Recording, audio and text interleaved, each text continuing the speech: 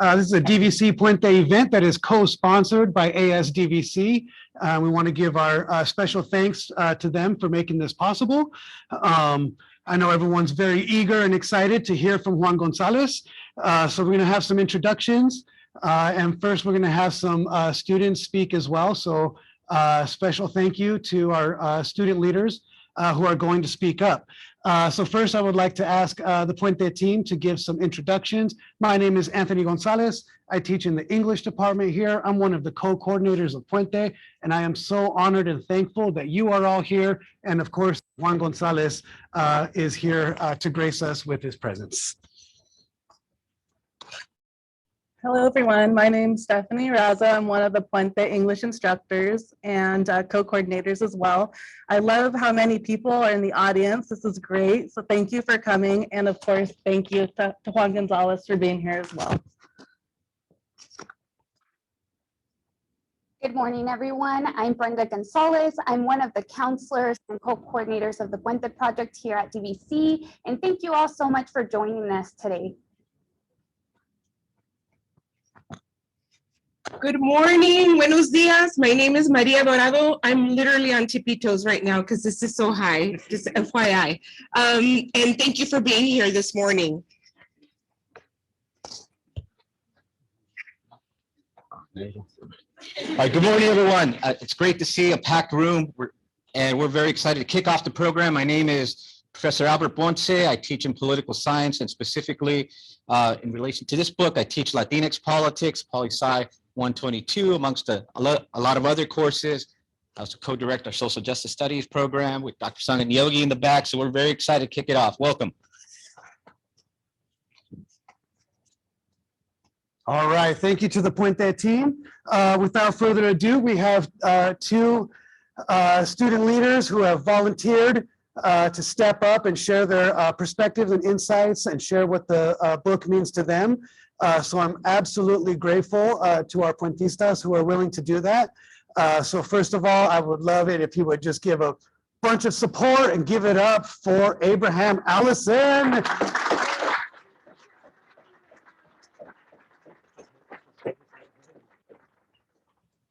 Buenos dias todos. Good morning, everyone. My name is Abraham Allison. I'm in Puente Cycle 28, Cohort B. I'm currently majoring in graphic design. I really want to thank Mr. Juan Gonzalez for being with us today and giving his time to be here. Your writing has struck me personally. As a second-generation Latino in America, I learned many things my family could not have told me about systemic racism, classism built from the colonial roots of this country. Harvest of Empire not only presents facts of history, but also provides unique perspectives that many Latinos can see themselves in. My mother came from El Salvador in 1985. Her family was escaping the Civil War. As a 10-year-old immigrant coming into San Francisco, she was thrust into an education system that discouraged speaking Spanish. Placed into ESL classes, her learning was stunted and she grew up hating school. Unfortunately, she came to the conclusion that the problem was with her and her language barrier. So my brother and I grew up only speaking English, no Spanish. We were fully Americanized and had to disregard that part of our culture to fit in. But because of this, as a young age, I was unable to communicate with much of my family, namely my grandmother and grandfather. My mother and father would translate for my brother and I, but there was still a huge barrier between myself and them. They said I could learn Spanish when I was older to talk to them, so it wouldn't interfere with my learning right now. My grandmother passed away from cancer when I was 12 years old, and I was never able to speak to her. I never even knew how to tell her I loved her. Te amo, abuela, te extraño. I never knew her. It was such a huge wake-up call for my family that our culture was not something to be ashamed of. A part of the book that caught my attention was beginning of chapter 12, Speak Spanish Here in America, El Huracán over language and culture. During a child custody hearing in the divorce case, the judge criticized Marta Laureano for only speaking Spanish to her daughter in the home. Quote, "You are abusing that child and relegating her to the position of a housemaid. It is not in her best interest to be ignorant," end quote. Not knowing Spanish was my ignorance. Disowning your culture and history is ignorance. This is why I'm glad to have Puente and to be reading works like Harvest of Empire. Our education system in the United States has been skewed towards the European perspective for too long. Those in power seek to quiet the voices of Latino, Native, and Black leaders and community builders. However, quote, in seeking to defend the old America, they risk permanently damaging the current one, end quote, page 379 of the epilogue. We are America. We have built America, and America needs us to survive. Thank you so much, Juan Gonzalez, for being with us today and uplifting the new generation of Latino Americans.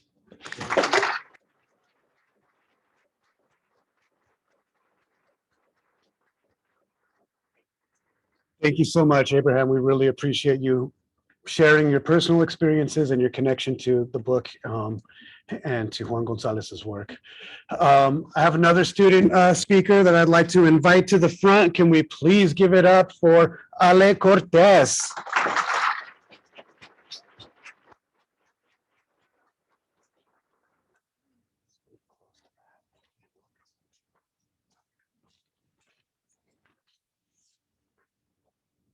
Hello to everyone here today. I'm super grateful to be in this position right now. I'm in a leadership position that Mr. G has put me in, as well as being up in front of such a legend in my terms as Juan Gonzalez. He's taught me so much about myself through this book within the weeks I've been reading it, and I'm really grateful here to be giving my insight and my input onto this amazing work of heritage and knowledge that I'm super grateful to be a part of now. But hello, everyone. My name is Alejandra Cortez. I'm part of cohort A for cycle 28 of Puente, which I'm super grateful to also be in. I'm currently majoring in architecture. But throughout my experience of reading Harvest of Empire, I grew to love learning once more, as I had never been able to before. I found myself being forced to confront a history that I realized I knew little to nothing about. My parents were never really open about their experience coming from Mexico. It was always just kind of a run-off story of, oh, we came here a few years ago, you know, never really get into it. But I always found myself to be really curious and wanting to experience more of where my parents came from, where I came from, and where most people in this room, I'm sure, came from as well. It was extremely eye-opening in regards to big and small aspects of my life in the weeks that we got to read and invest our time into the vast knowledge that Juan Gonzalez poured into Harvest of Empire. It was so vast because it had never been taught to me, or most likely to anybody else in here. And it wasn't because it just wasn't taught to us, it was because nobody wanted to teach it to us. American leaders have been very good at just hiding their tracks, as I've learned throughout this book, as well as many other pieces of literature that I've gotten to read. As far as after reading Harvest of Empire, I began to be a lot more immersed with my own culture and learning and reading. And it was something that I had never really wanted to do before. I never found any interest in it until I read the introduction epilogue to Harvest of Empire. It really put me into the perspective that the struggle many immigrants face, especially my parents, and I'm very sure everybody else's parents in here, we all got here some way or another. But even when all of them just simply wanted to provide more than they could in their own home country, they were constantly disregarded in this country that we so heavily fundamentally were a part of. And it just feels like it's all stripped away, like a crayon just being melted into a wax pot. I finally felt like I could begin to grasp the reality of how hard migration was for my parents and how huge the culture shock must have been. And even now, hearing Abraham talk about his grandma really impacted me. I also lost my grandma at a very young age, around 12 or 13 years old. She was never really able to come to the States. My mom was super close to her mom the same way that I am. And just never really being able to see them form that connection that my mom had was really difficult towards me. But more so, I tried to put myself in the perspective of my mother and my father, who came here to try to provide the best possible education that I could. Harvest of Empire has shown me how good U.S. leaders are at hiding their previous track records in our classroom, but it has also shown me the beauty within the enormous presence of Latinos in the United States, which I've learned is unable to be understood unless you understand America's role in Latin America, and that in fact, our Latino presence is the harvest of the empire that Juan Gonzalez is teaching us about. The first quote that I found really impactful was more so at the beginning, stating that the American land was more like a widow than a virgin. Europeans did not find a wilderness here. Rather, however, involuntarily, they made one. This is on page 61. But for me, Francis Jennings' quote felt like it explicitly recognized the harsh reality about the creation of our United States, and in a way, the American dream.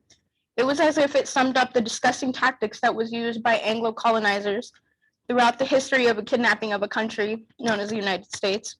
The use of the word virgin was so impactful to me, and I was able to empathize and understand this land in a way because it felt as if its innocence was lost and began to be ripped apart from the Native Americans from the very beginning.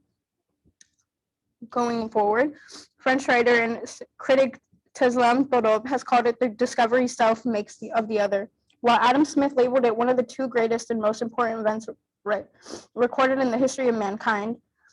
And the fact that a white man said this was such a powerful statement to me about all these events.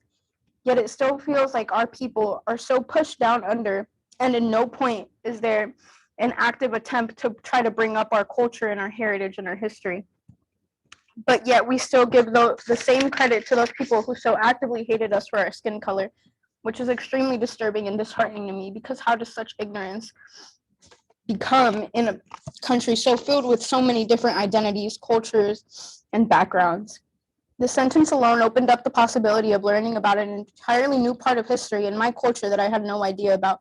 And I find it so interesting that in smaller societies, although so advanced, similar to those white societies and mirroring a lot of those, they barely get any credit for it and are still regarded sometimes as cavemen in society. I felt super privileged getting to read Harvest of Empire, and I was presented with so much information that I had no idea about. And to me, it even had me rethinking my career and my learning and reading habits throughout my entire time reading it. I was able to relearn my old reading and learning habits to help me actively enjoy both of those things again, which had been increasingly difficult for me in the past few years. And the knowledge that Juan Gonzalez is able to project through his writing makes me extremely grateful for him coming to visit us today and teach us more about this impactful piece of literature.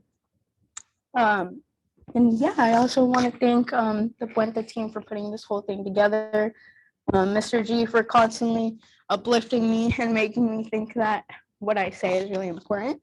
But thank you so much, Mr. Juan Gonzalez, for this amazing talk, and I'm very grateful to be here.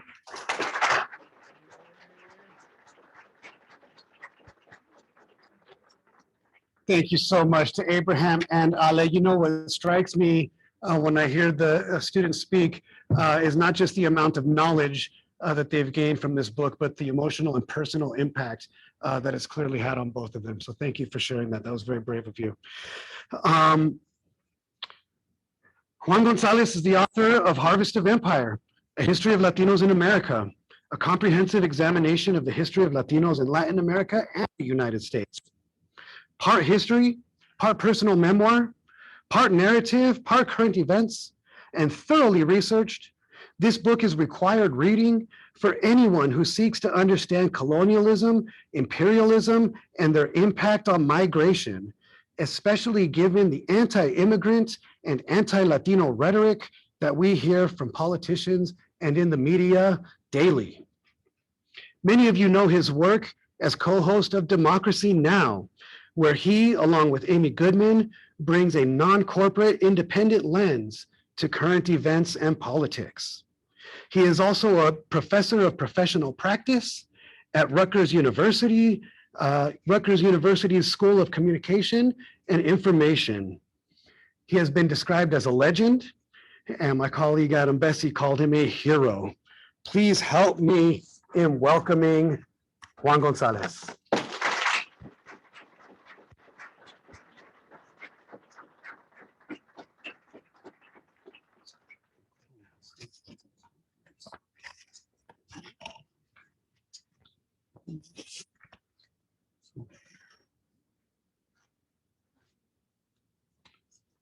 I think it's a good afternoon now, not good morning.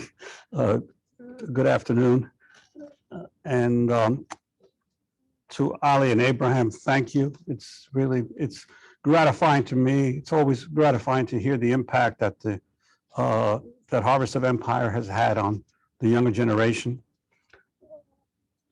what I'm going to try to do, since this is a broader audience, my first few remarks, the students who were here earlier heard previously, but I'll repeat them. And then, since this is a more general audience, some of you may not be familiar with Harvest of Empire. I've got a PowerPoint presentation that I'll go through that sort of gives you a sense of what it is that the book covers. But I'd like to sort of begin with a little bit of a sense of how I came to write the book. I've been grappling now for many decades, first as an activist, then as a journalist and a student of history, with the burning issue of how oppressed and marginalized people can best shape and disseminate a narrative that truly reflects their lives and hopefully can affect change in their lives. My efforts began more than 50 years ago, when I was the age of many of the students here, as a rebel student at Columbia University.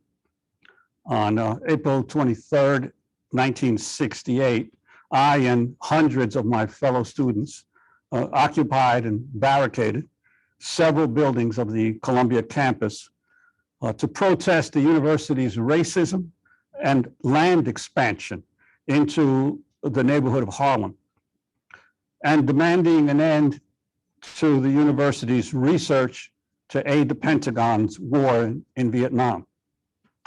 We endured a week-long occupation. About 700 students ended up arrested after the occupation, and then there was a 6-week student strike that basically paralyzed the Columbia campus for that entire semester, and really became one of the sort of legendary student strikes in American history, surpassed only by one that in this area that fall, which was the San Francisco State student strike of 1968, which lasted, I think, the entire school year. It's the longest strike, student strike in American history. A year later, I helped found the Young Lords organization in East Harlem to defend the Puerto Rican migrant community from systemic discrimination. And the Lords quickly mushroomed into one of the most influential Latino revolutionary groups of that era. We not only created our own bilingual newspaper, Palante, had our own weekly radio show on the Pacifica radio station in New York, WBAI. We consciously sought to influence how the commercial media covered our actions and ideas. As a result, the Lords emerged as one of the few 1960s revolutionary groups that actually received considerable sympathetic media coverage from the commercial and the corporate media. That was no accident. It had everything to do with understanding storytelling. Our Minister of Information, Pablo Yoruba Guzman, who was only 19 at the time, had studied at one of the most prestigious high schools in New York, the Bronx High School of Science, one of the visionary media scholars of that era, the Canadian philosopher Marshall McLuhan. Pablo had already digested the essence of McLuhan's remarkable critique that every mass medium touches the human brain in different ways, and that every medium acts on us not primarily through the words or images it conveys, but through the way it connects to our brain and triggers our emotions. He then consciously worked to shape our message for each medium of the press, radio, TV, or newspapers. McLuhan, of course, famously proclaimed that, quote, media are extensions of human beings, but the content of a medium is like the juicy piece of meat carried by the burglar to distract the watchdog of the mind. And of course, McLuhan was writing long before the creation of the internet, the World Wide Web, and smartphone. I ask you, what is more important today, the actual content of any message or video we receive on our smartphones, or the fact that the phone itself has become the most indispensable device of modern society, tying us to the outside world? And through it, not only are we in constant contact with our family, friends, employers, and total strangers, but unforeseen forces are constantly tracking us, following each thought, each search, each action we take. Shaping the narrative, however, does not simply involve telling good stories. It requires a deep connection, a virtual fusion between the storytellers and the subjects of their stories. Which brings me to the main subject of my talk today, Latinos or Latinx people in the United States and Harvest of Empire.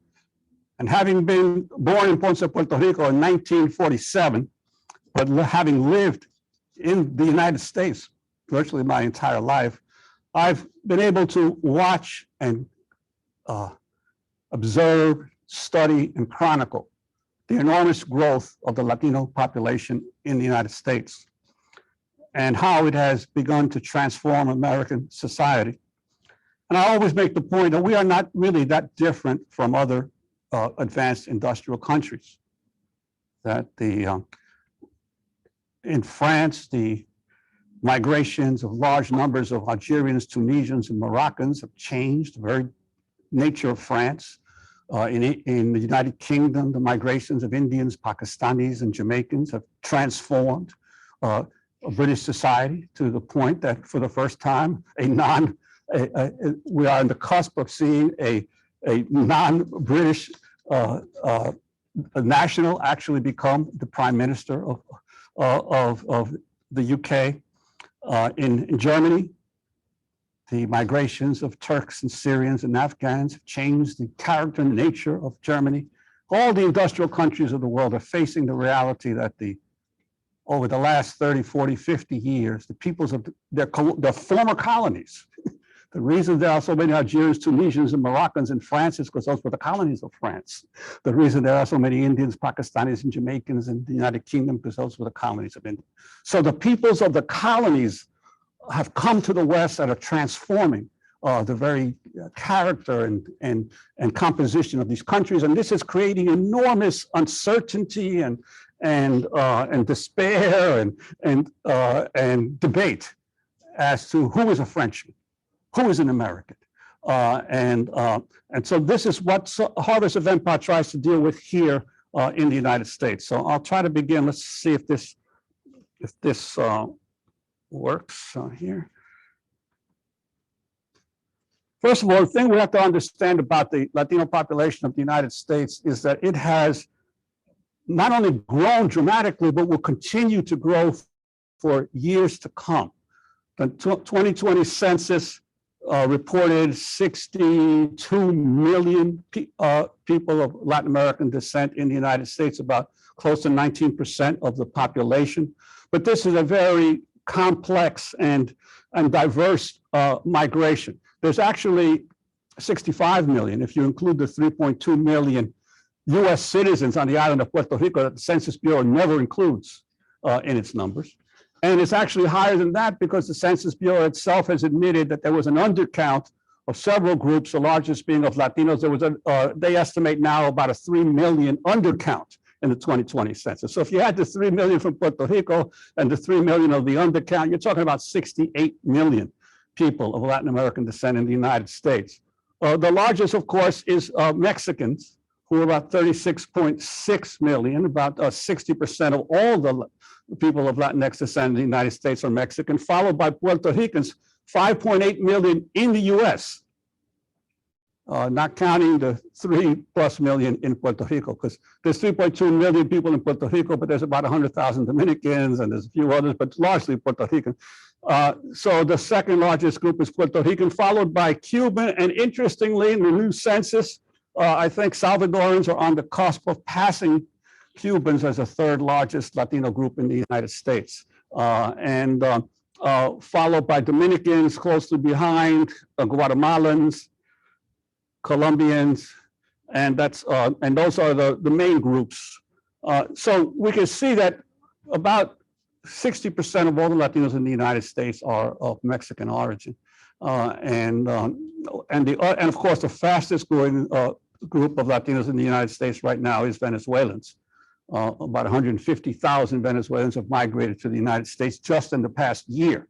And seeking asylum from the troubles in Venezuela. The largest growth came during the past 60 years, from 1960 to 2020. But most of us don't realize that there was a significant Latino presence in the United States during the 19th century, and especially during the Gilded Age. This is an old census table, and you'll see that in 1850, there were 117,000 Latinos counted by the Census Bureau, largely Mexican, and then with some Spaniards and Cubans. And of course, the numbers started growing dramatically. By 1880, it was 393,000. By 1900, it was 503,000. So there was a significant presence in the country in the 19th century. How and why have we come? Well, most of the experts talk about the normal reasons that people migrate, leave their homeland. No one likes to leave their homeland unless they have a fairly good reason to do so. And to escape poverty or natural disaster, fleeing war or political repression, as temporary contract workers, for family and personal reasons, and sometimes just for adventure in a new life. But that's the least reason why people move. And of course, it's the thesis of my book that the policies of our national government and corporations in Latin America during the 19th and 20th century have sparked massive displacement and migration of the region's people to the metropolis.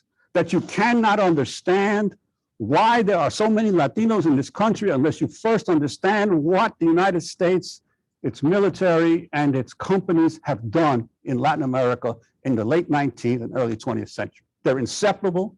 They're part of the same process. And you cannot grasp one without first understanding the other. What were those policies? Repeated military interventions that led to economic dislocation and famine in key countries. The list of interventions of our government in the affairs of Latin America is almost endless. Whole books have been written just to chronicle all the interventions and how they changed and transformed those countries. By siphoning off an enormous share of the region's national wealth to a norte, especially through Wall Street debt financing. Many of the countries of Latin America from the beginning were receiving financing of their governments from independence, either from British bankers and mostly from American bankers. And once you all know that once you're in debt, your creditors have enormous power over you and over how you function. Through political repression by Washington-backed leaders and civil wars fueled by US armed shipments. So many of the most ruthless dictators of Latin America originally came to power as a result of direct US support. My favorite, of course, is Rafael Trujillo, who was the dictator of the Dominican Republic for more than 30 years. The United States installed Trujillo. He was a security guard on a railroad, on an American-owned railroad, when the United States first invaded the Dominican Republic in 1916.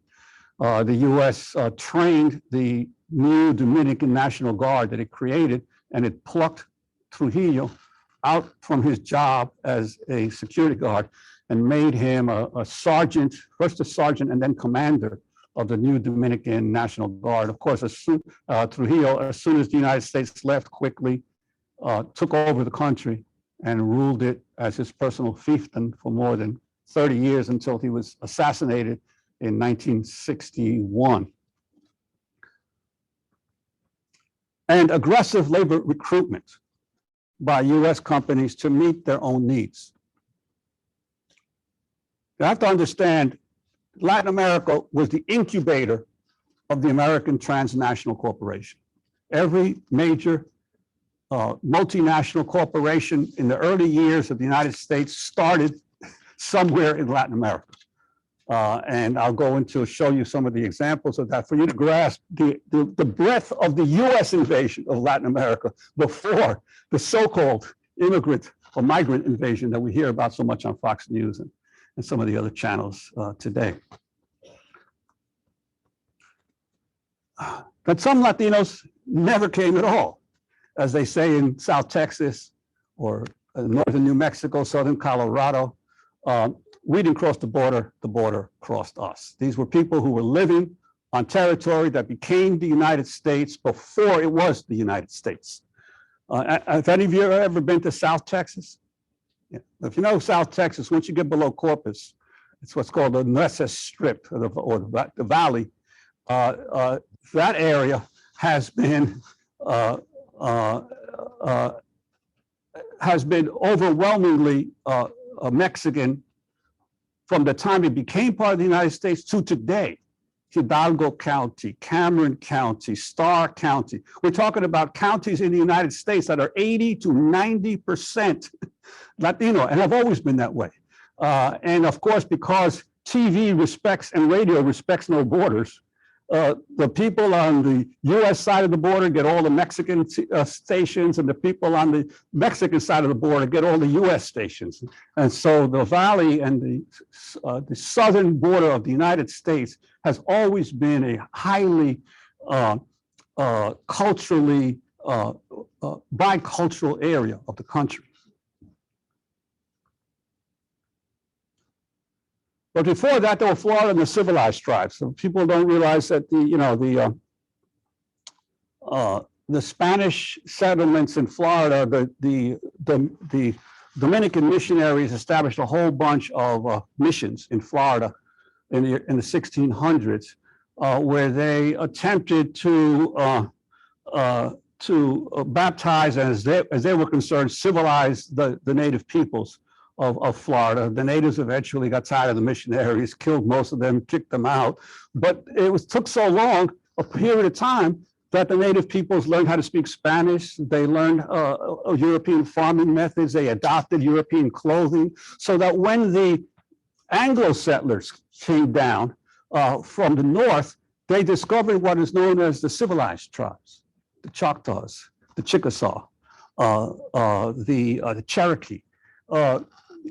These were native peoples that spoke Spanish, that had European customs, because they had spent over 100 years mixing with the Spanish missionaries. Then there were the Spanish-speaking settlers of Louisiana. Louisiana kept going back and forth between French and Spanish and Spanish colonization. So the Cajun culture of Louisiana is not just French, it's also Spanish. There are Spanish quarters in Louisiana. And in fact, in the early 1900s, in the mid 1900s, there were 25 Spanish language newspapers in New Orleans before the Civil War. 25 Spanish language. Obviously, if you have that many Spanish language newspapers, somebody was reading them. So there was already a Spanish language culture in Louisiana before the Civil War. And of course, the Mexicans, after the US-Mexico War, by the time of annexation, there were 65,000 people living in New Mexico, 7,000 in California, at least 7,000 in Texas. This is the pre-Mexican War population. And of course, this is Mexico before the Mexican-American War, before 1846 and 1848. So all of this part above the Rio Grande was half of Mexico was incorporated into the United States as a result of the Mexican-American War.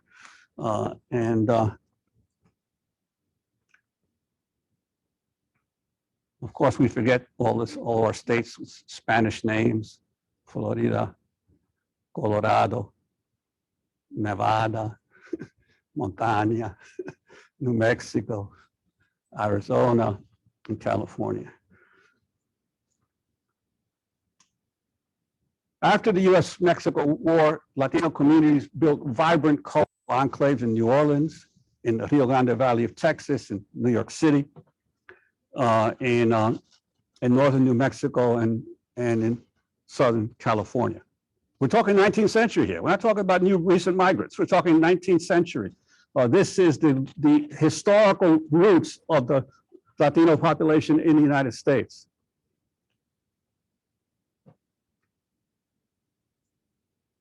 This is one of those Spanish language newspapers in New Orleans, La Patria, the first Spanish language daily in New Orleans by Eusebio Juan Gomez and Aleman. It was burned down by a mob in New Orleans because it was editorializing against Anglos who were participating in an invasion of Cuba to try to seize Cuba as a slave state for the Union. And so as a result of the editorials, the paper was attacked and burned down. But there were others. There was El Crepúsculo in Taos, New Mexico in 1834, La Verdad in 1849 in New York City, El Mulato, another Spanish language newspaper in New York in 1854, El Ranchero in San Antonio in 1856. There were about 80 Spanish language newspapers published in the United States before the Civil War.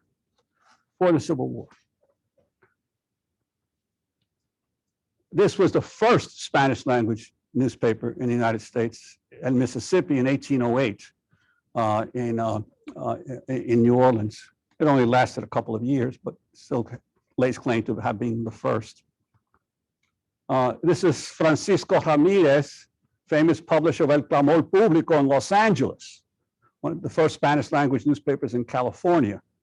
And he was constantly editorializing against the seizure of the land of the original Californios by newcomers who had come in from the East. This is a copy of one of his papers, El Clamor Público. And this is him writing in one of his papers on August 25th, 1856. I have seen old men of 60 and 70 years of age weeping like children because they have been cast out of their ancestral lands. They have been humiliated and insulted. They have been refused the privilege of taking water from their own wells. You senators do not sufficiently appreciate their land titles and their just right to their possessions. Railing about the unjust seizure of the land of the Californios by the new Anglo settlers that have come into this state. Why do most Americans know nothing about this early press? When it came to the Spanish and other people of color press, our university and public libraries helped to reinforce the nation's white racial narrative by failing to preserve copies of those papers. So it's been a difficult task only of the last 20 or 30 years for scholars to uncover individual copies because the universities and the public libraries did not preserve them. And so the history was lost, the narrative was lost because the record was not there. You know, they always say newspapers are the first draft of history. Well, if the newspapers are saved, what happened to the history? So it's been a difficult job in recent years, the recent few decades, to preserve some of these copies. But it wasn't just the Latino press that's been forgotten, so has Latino labor. And I think this is the most important thing that I try to get across in Harvest of Empire. Because what do most people do every day? They go to work, right? And work and labor is what makes a country run. And if you don't understand the role of Latinos in the labor force of the United States, you really don't understand Latino history. There were 3 million head of wild horses and cattle in 1846 in the Nueces Strip of South Texas, the birthplace of the American cattle industry, the birthplace of the cowboy. The area rapidly emerged as the center of U.S. cattle and horse, with most Western cowboys and ranch hands being Mexican. The King Ranch, the most famous ranch in Texas, over 1 million acres, 500 farm hands. The only non-Mexicans were were the supervisors, all of the ranch hands. If you read the histories of the King Ranch, were Mexican. And so much of the language of the West is Spanish, Spanish words turned into English.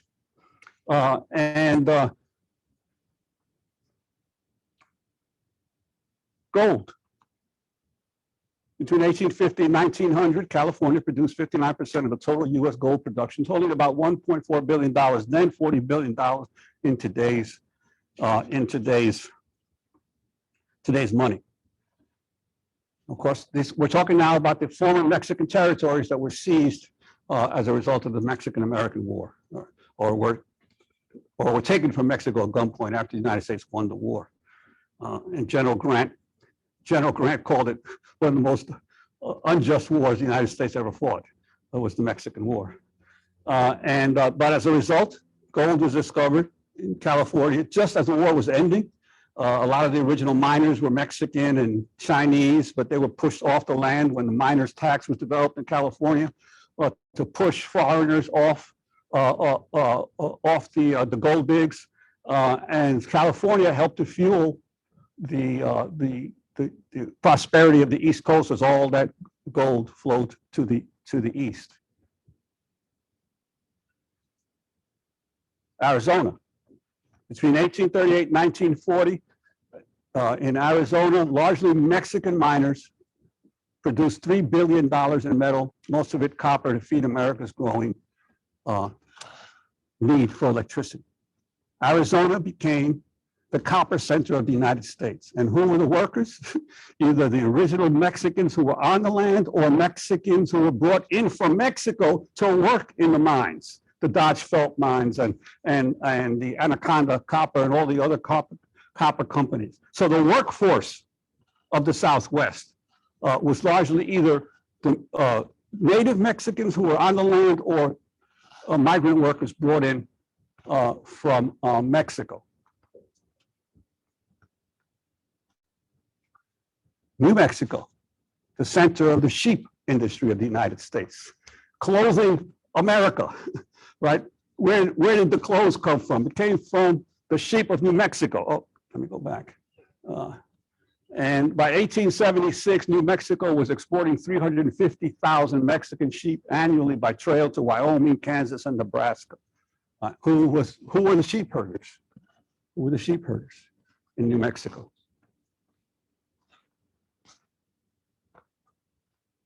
Building the Southwest Railroad symbolized the Gilded Age. In 1880, the Southwest had 7,400 miles of track. By 1920, it had 36,000 miles of track. The Irish and the Chinese built the railroads. The Mexicans maintained the railroads. They were the maintenance workers of the entire railroad industry of the United States in the West. Mexican track workers constituted almost 2/3 of the track labor forces in the Southwest, Central Plains, and Midwest from 1880 to 1930. So Mexican labor mined the gold and silver, herded the sheep, built the cattle industry, and maintained the railroads, which were the railroads were the way that America stayed together. It was too big a country. It needed to be tied together, and the railroads were the basis of America's industrial development in the late 19th and early 20th century.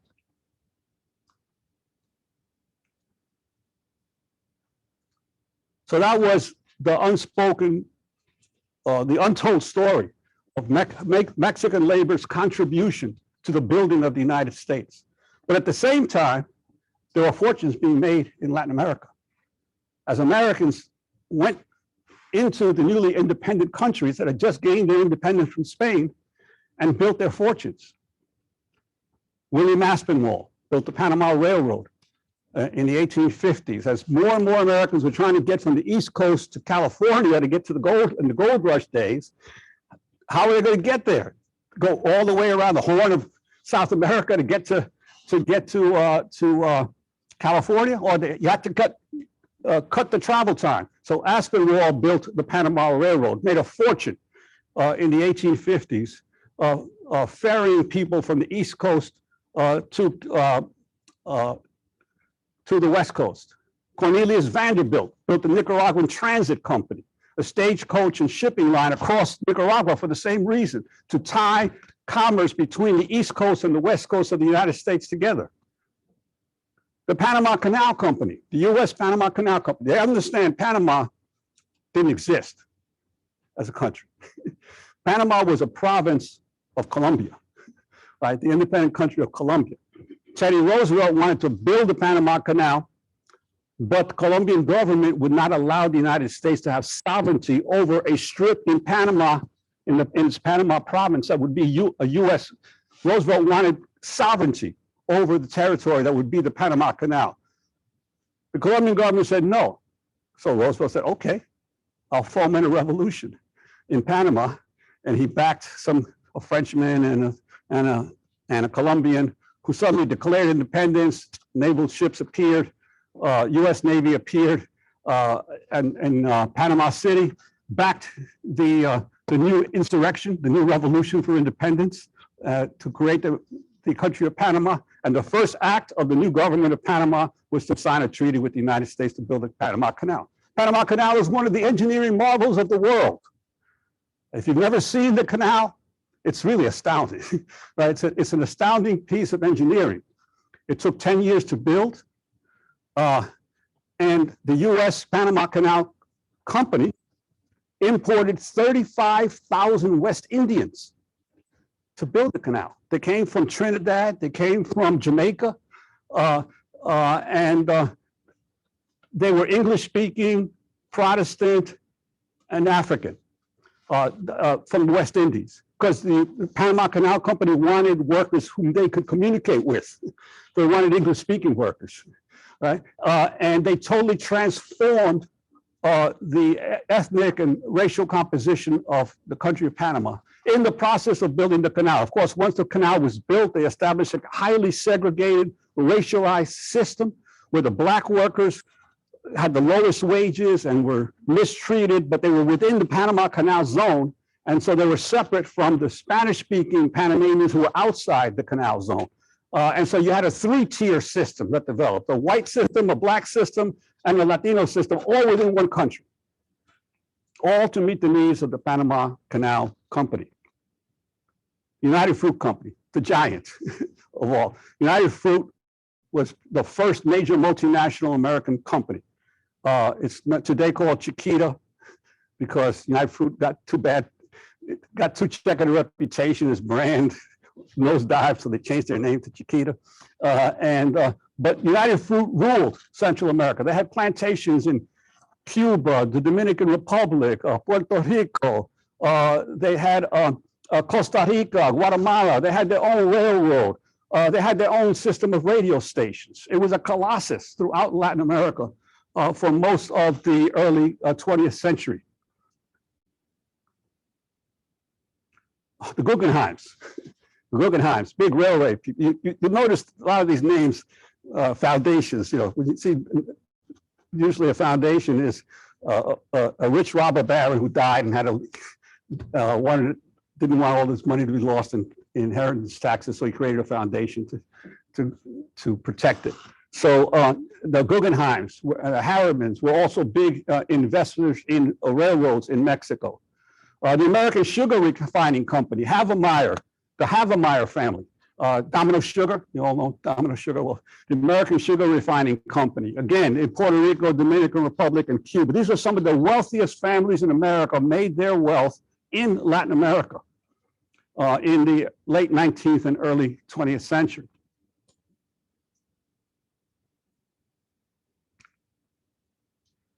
By 1910, there were more than 40,000 Americans that had migrated south of the border to Mexico. Of those, 15,000 had acquired land, and their holdings totaled 130 million acres. 27% of Mexico's entire surface area was owned by Americans by 1910. 27% of the entire surface area of Mexico was owned by American migrants who came to the country and to make money. More than 160 US individuals and companies each controlled 100,000 acres or more of land, including the William Randolph Hearst family. Hearst and his mother, Phoebe Hearst, had huge plantations or ranches in Mexico before the 1910. This is what led to the 1910 revolution. Americans had taken over Mexico. And Porfirio Diaz, the dictator, was allowing it. Americans own 78% of Mexico's mines, 73% of its smelters, 58% of the oil, and 68% of the rubber. Mexico was, in essence, an American economic dependency. All the money was flowing northward to the United States, to all the companies that were investing in Mexico. But US Latino history, in other words, stretches back 200 years. Latinos were living in areas that are now part of the country before they became part of the United States. This is a summary. Once the US annexed the Southwest after the Mexican War, Mexicans became the main workforce of the entire region, especially during the Gilded Age. And as American companies and American military began intervening repeatedly in Latin America, more of the region's wealth was siphoned to El Norte, and that wealth spurred our nation's growth. And comes the Spanish-American War, 1898. The US establishes overseas colonies for the first time. Puerto Rico, the Philippines, Guam, and Cuba all become US possessions as a result of the Spanish-American War. This raises new questions of language, race, and citizenship that have yet to be fully resolved. The Supreme Court ruled in a bunch of decisions, known as the Insular decisions in the early 1900s, that these territories were not destined to be annexed. That they belong to, but are not part of the United States. Cuba was eventually allowed to go free with the Platt Amendment, the United States maintaining control over Cuba.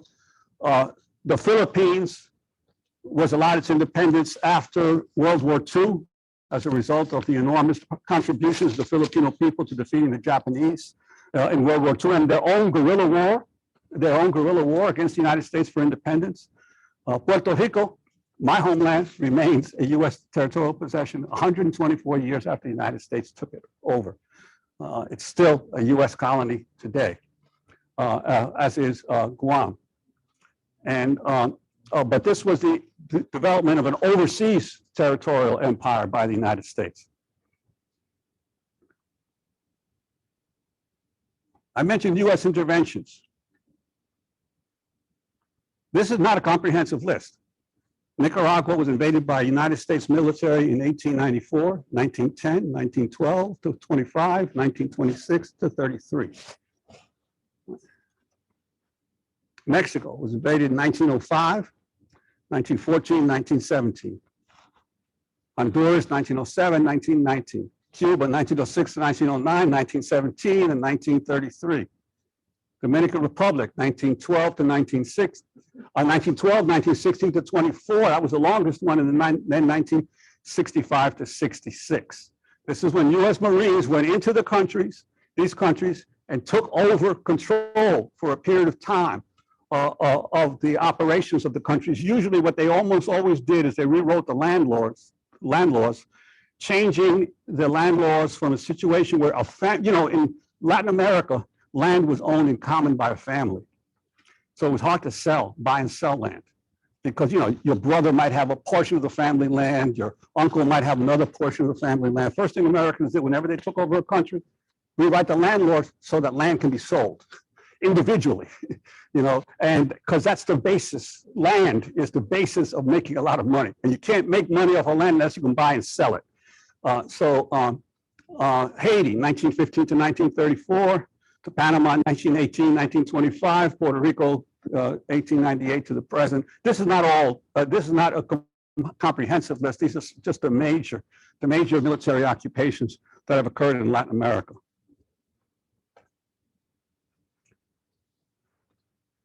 There's also aggressive labor recruitment that went on. The companies not only needed labor in the countries, they also moved labor. I told you the Panama Canal took 35,000 workers from the West Indies to Panama. The United Fruit Company would contract Haitians to go work in Cuba or the Dominican Republic. The Hawaiian Sugar Growers Association in 1901 contracted 5,000 Puerto Ricans. They went to Puerto Rico, recruited them, put them on ships to New Orleans, by trains from New Orleans to California, from California on ships to Hawaii to cut cane in Hawaii. 5,000 Puerto Ricans were contracted to go to Hawaii, cut sugar cane in the early 1900s. So the Santa Fe and Southern Pacific signed up 16,000 Mexicans to work in the United States in 1908. Henry Ford brought hundreds of Mexicans as student workers to Detroit in 1918. In 1918, Bethlehem Steel contracted 1,000 Mexicans to go to Pennsylvania in 1923, Bethlehem, Pennsylvania. There's a Mexican community in Bethlehem, Pennsylvania that traces its origins to the contract workers that came to Bethlehem Steel back then. The National Tube brought 1,300 Mexican migrants to Lorain, Ohio in 1923. Minnesota Sugar offered free transportation, housing, and credit to Mexican migrant workers. By 1912, there was a Mexican community in St. Paul. All of it contract labor of American companies to build, to be able to operate and run their factories and their farms here in the United States. The Bracero program from 1942 to 1964, the United States needed thousands and thousands of workers. It was the middle of World War II. So it developed the Bracero program with Mexico. Up to 500,000 workers were brought into the country every year to work in the farms and factories of the United States from Mexico. It was just to meet the labor needs of American companies. These are some of the other areas where contract labor was brought to pick apples in Ohio, to pick blueberries in New Jersey, to pick apples in Connecticut. All these as seasonal workers. The American agriculture relied disproportionately on Latino labor brought in as migrant workers.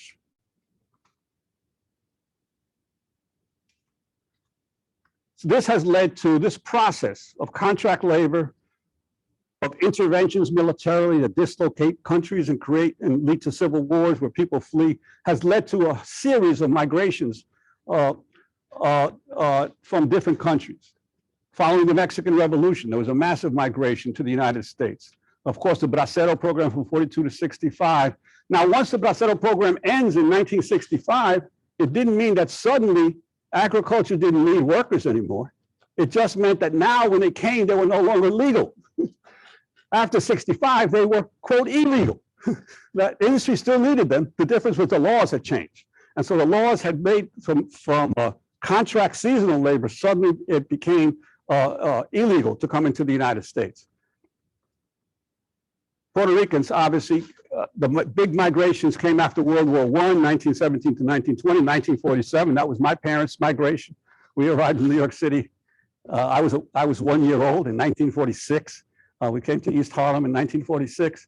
And 2015 to the present, as a result of the debt crisis and Hurricane Maria and all the other stuff, we've had a whole new surge of migrants from Puerto Rico to come to the United States.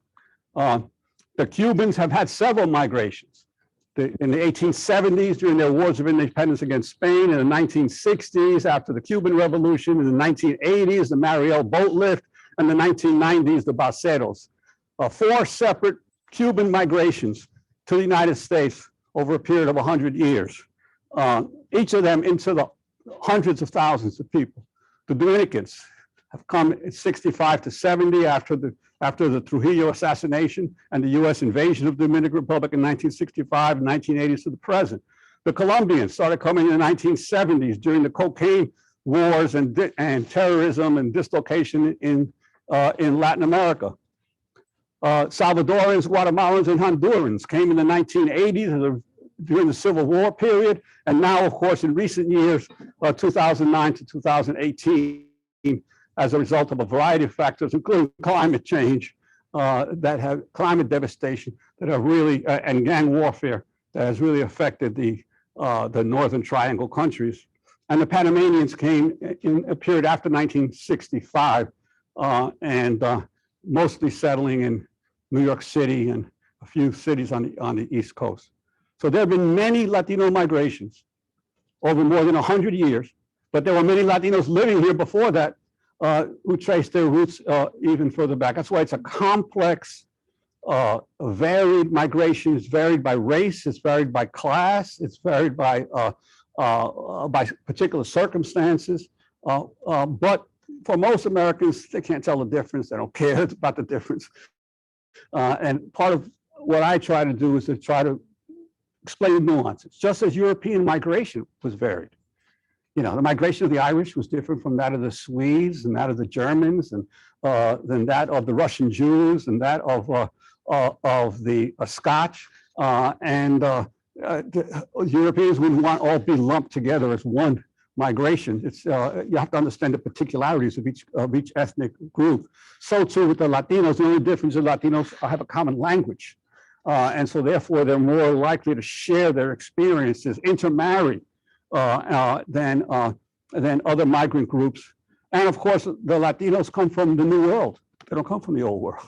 They come from another section of the New World, so those are some of the particular differences. So all this happened before the immigration surges of the past 60 years. Yet virtually none of this history is taught in our public schools. Many of the Hispanic papers that chronicle the different matters were never preserved by our public and university libraries. And I guess the main thrust of my book is it's time we change that and we get a better understanding of the nation we are becoming. And we got to understand the change is enormous. As I told the students earlier, 54% of all the public school children in California today are Latino. 52% of all the public school children in Texas today are Latino. 45% of all the public school children in Arizona today are Latino. So we're not talking about now, we're talking about the future as these kids grow up. How are they going to understand their place in the world? Their contribution, as people were saying, of their parents and their grandparents to the prosperity of this country. They should be proud of that. Others should be proud of it. And people should stop trying to negate it, exclude it, forget it. It's not going to work. Because the demographics are irrefutable. The world is changing. It will continue to change. And we just have to adapt to the change and help try to figure out a way to unite people, not to divide them, to unite people to build a better country. So I'll leave it there. If there are any questions, I'll be glad to answer.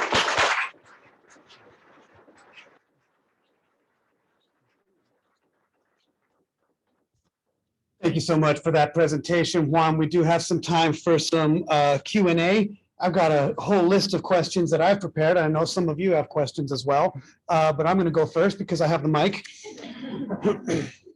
So the other day I was watching a ball game, it's the playoffs, and this commercial came on, and it was paid for by the so-called Citizens for Sanity. Anyone see that? This commercial, you guys saw it, huh? This commercial didn't endorse any candidate, but it claimed that liberals, in quotation marks, promote open borders and allow waves of crime to take hold in our cities. It said that migrants are coming for your job and ruining our schools.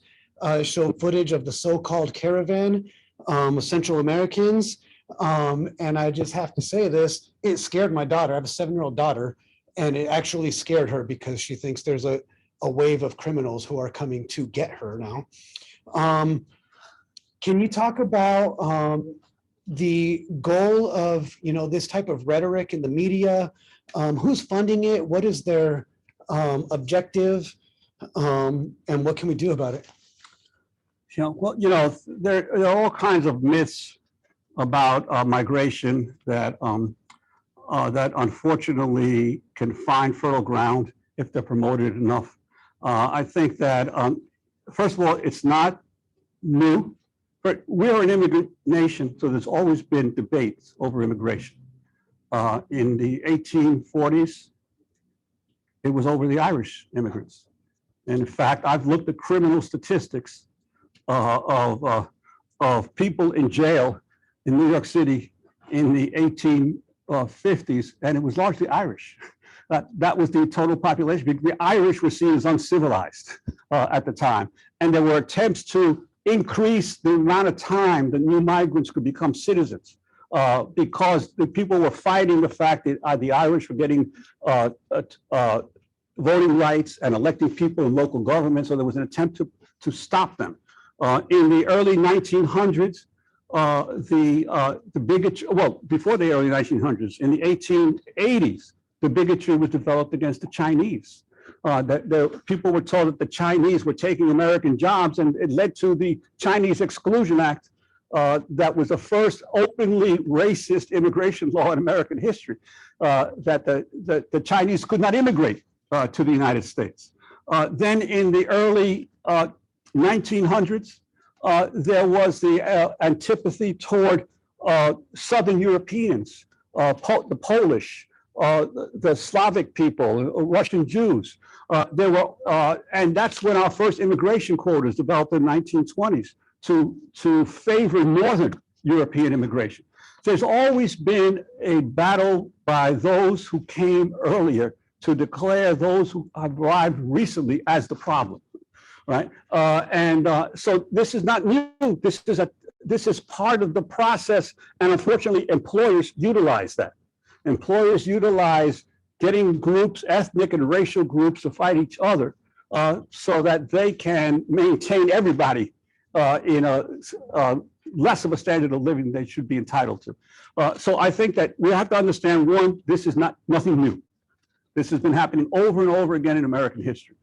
The particular situation right now, though, is that so much of it is geared toward the image of Latin Americans as being the source of the problem, because no doubt Latin Americans are the biggest migrant groups, and I think something like 2/3 of all the undocumented are from Latin America, largely from Mexico, but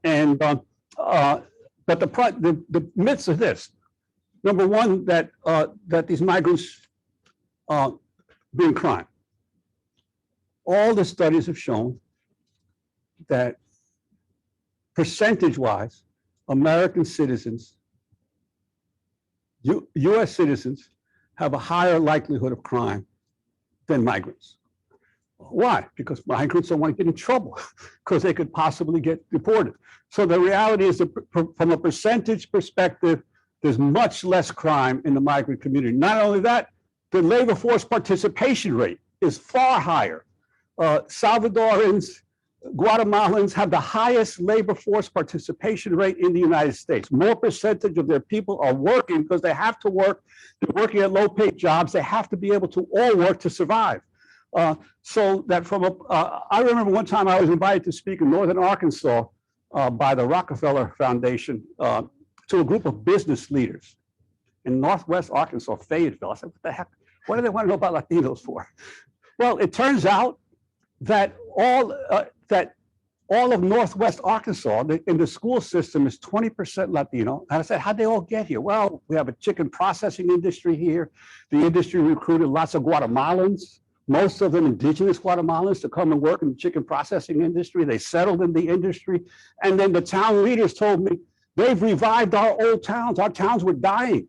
There was nobody in the downtown. Now they've come, they've built stores. The towns are prosperous, and they're thankful for the migrants, and they're thankful for not only the migrants that are working in Tyson Foods and working for Walmart, but also are working on the farms of Northwest Arkansas. And I was surprised that there was no anti-immigrant fervor in the Deep South, right? So I think that what's happened is that this is being used as a way to create divisions and animosity between ethnic and racial groups, obviously in the prelude to the upcoming election. The reality is that America has a labor shortage right now. Get that? Repeat that to yourself. America has a labor shortage right now. Right? Employers cannot find sufficient numbers of workers. Why? Because we've been cutting migration throughout the Trump years and the beginning of the Biden years so much that there's a shortage of workers. This country, the white population of this country, no offense, I mean, I'm a baby boomer. The white population of this country is going old. They're not having enough kids, right? The way a society prospers is young workers infuse the society, provide the money for the social security and the healthcare of the older population. And so the reality is that the older population of America needs young workers. Where they're going to come from? They're not being made here in terms of like people having a sufficient number of babies. They have to come from Latin America. They have to come from Africa or Asia. It's no other place they're going to come from.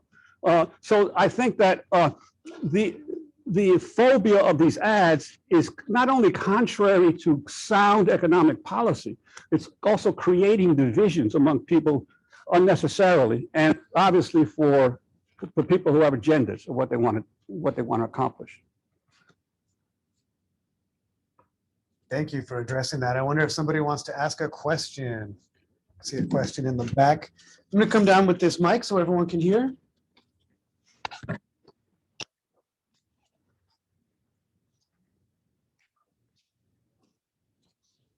You have two mics to speak into this one, and then it keeps that one like close to your. Oh, sure. Thank you. Hi. So lately, the UN has been talking about another intervention in Haiti. Do you think you could talk about that a little bit? Yeah, I've actually been to Haiti several times. I covered the last intervention, and I covered the overthrow of President Aristide in the 90s, and then the U.S. intervention in the, I think it was 1994.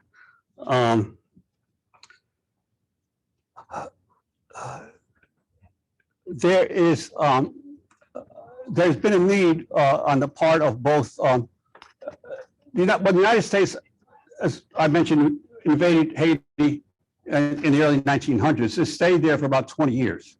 And it gave rise to the dictator, the infamous dictator of Haiti, Papa Doc Duvalier, in the 40s and 50s and into the 60s.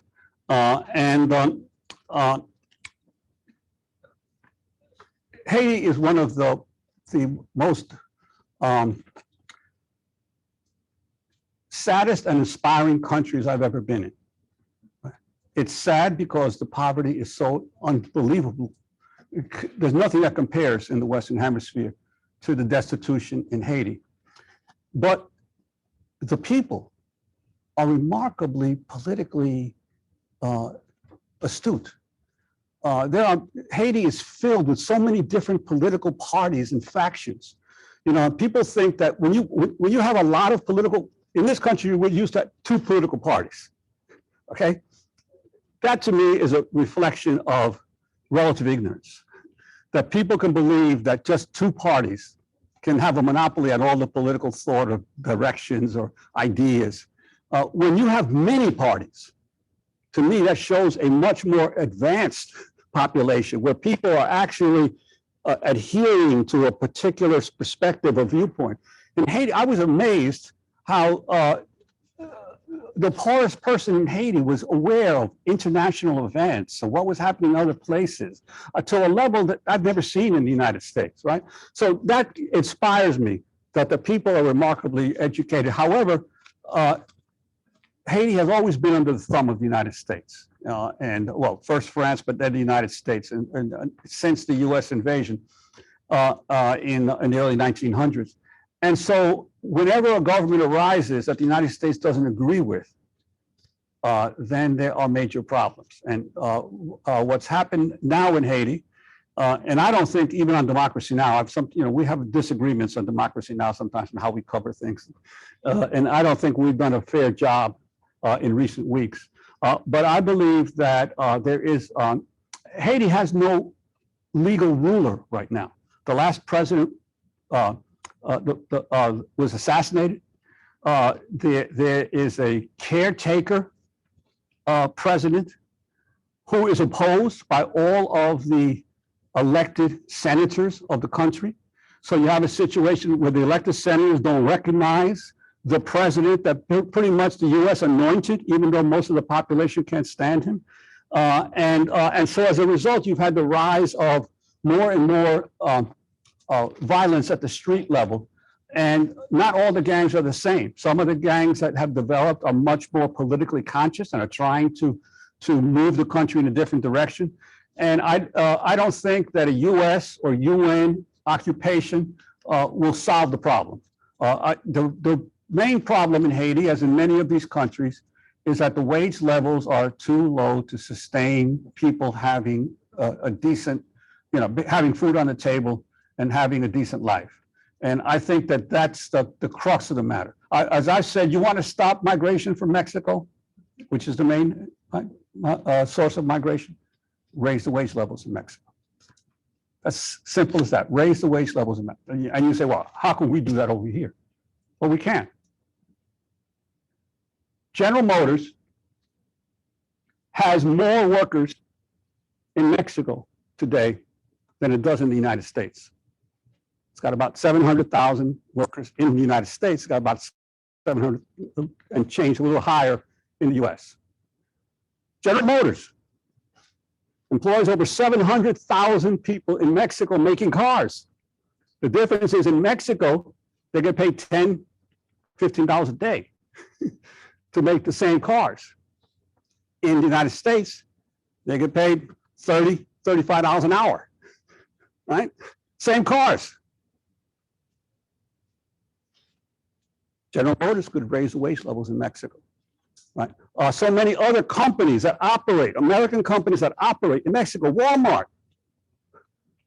is the largest private employer in Mexico, the largest private employer in Mexico. The retail store in Mexico, what's it called? What? Oxxo, that's a Pepsi-Cola company.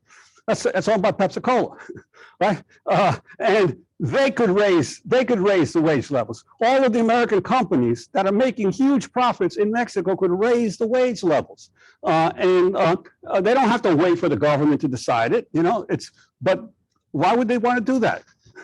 Why would they want to pay a worker that's making a pickup truck in Mexico who's getting paid $15 a day? Why would they want to pay more? That cuts into their profit, right? It's all about economics. Haiti, Mexico, migration. If you improve the economic level of the countries that are sending people, they will send fewer people because more people will stay. Nobody likes to leave their homeland. Nobody likes to leave their relatives and their children and their friends behind. They'd much rather stay where they are if they could earn a decent living. And that's the problem. There's too much greed in this country. There's too much greed in this country. Everybody wants to make the maximum amount of money right away. They don't even want to invest long term. They just want to make it right away for the next quarter for the shareholders. And you continue that process, you're going to get the results that you get today. Thank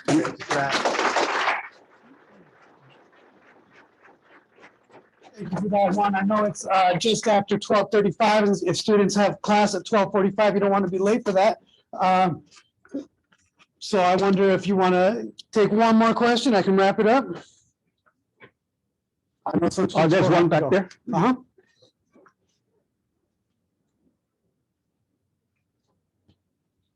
Actually, I have two mics for you. This one's so they can hear, and this one's for the recording.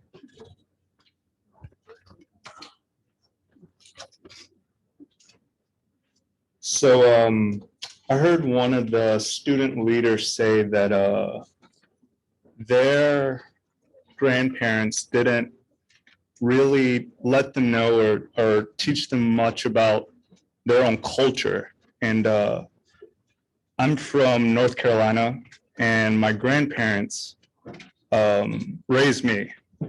And only when I, got to college did I realize the first successful coup in the United States had taken place in my hometown. Wilmington. In Wilmington, yeah. So I'm wondering if between Latino and Black culture, if that's common with the older generation, and if that's done purposely, or why aren't they educating the younger generation about their own culture and background? Yeah, I think that's a good point. I think I counted the same thing with my family. When I was writing the books, I sat down to interview all the members of my family, especially the older ones.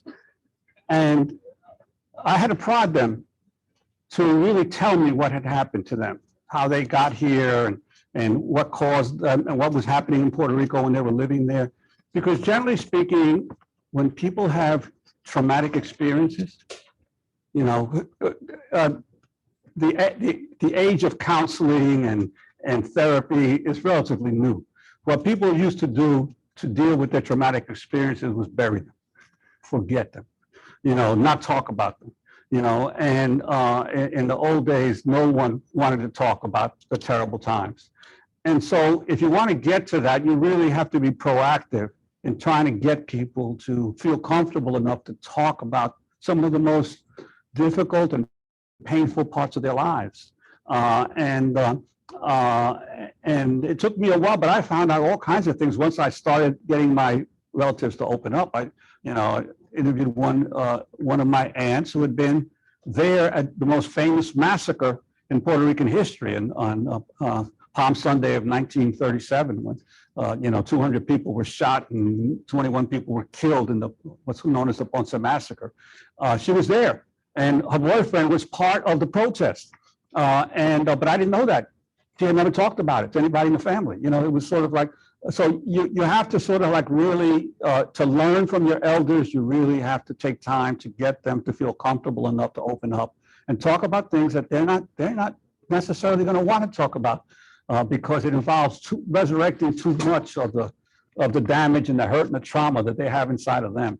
But it's definitely worthwhile if you can do it, because it's worthwhile for them. It's therapeutic for them to share some of this stuff, and also for you to learn stuff that you had no idea, that the history that was within your own family or within the people that you know.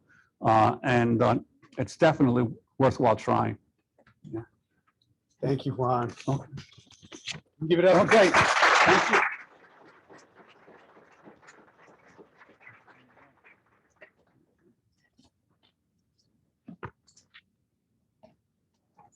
Wow, what an honor this has been. Let me make sure I'm not double recording here. So I'd just like to conclude this event. I want to thank our special guest, Juan Gonzalez, and I have a few shout outs here. So first of all, to our student speakers who stepped up and spoke for us, thank you so much, Abraham and Ale. I'd love to hear from them. To all the Puentistas who are here, Cycle 28, or Phase 3 Puentistas, or SILs, or tutors, thank you so much for all you do. We organize these events for you with the expectation that you will take this knowledge and these experiences with you and apply them in your lives, in your careers, in your studies, and into the future. I want to thank the Puente team. Special shout out to Cristina Gomez for all she has done to make this event possible and all the other Puente events. I also want to send my love and gratitude to my fellow co-coordinators, Brenda Gonzalez, Maria Dorado, Stephanie Razo, and Justin Wembes. We hope you feel better soon. I also want to shout out Albert Ponce and Emily Moss for their role on the Puente team, and Danny Cornejo. We look forward to working with you. Thanks to Tierra Lynch for all she does to help out Puente, and special thanks to Rosa Armendariz for always being a supporter of Puente. I also want to thank 4CD board member Judy Walters for being here. Your presence means a lot. Thank you for that. This event was co-sponsored by the student government, ASDVC. Special thanks to ASDVC President Ivan Hernandez, and also to Todd Farr. If this talk and these topics were of interest to you, there's some more ways that you can get more information and stay involved on campus. So I recommend checking out the Social Justice Speaker Series, the Equity Speaker Series. You may consider taking an Ethnic Lit class. Shout out to my Latin American Lit students. We have a new Ethnic Studies class, and we're in the process of developing a complete and robust Ethnic Studies program, just as you, the students, demanded that this college do. We have a newly revitalized journalism program. Shout out to Michael Levitin and our student journalist, Xiomara Sanchez, who is a Puentista herself. I also want to give a shout out to the other learning communities, in particular, Umoja, who is in the house, and the community of Pride. On behalf of DVC Puente, I'm Anthony Gonzalez, and let's hear it one more time for Juan Gonzalez.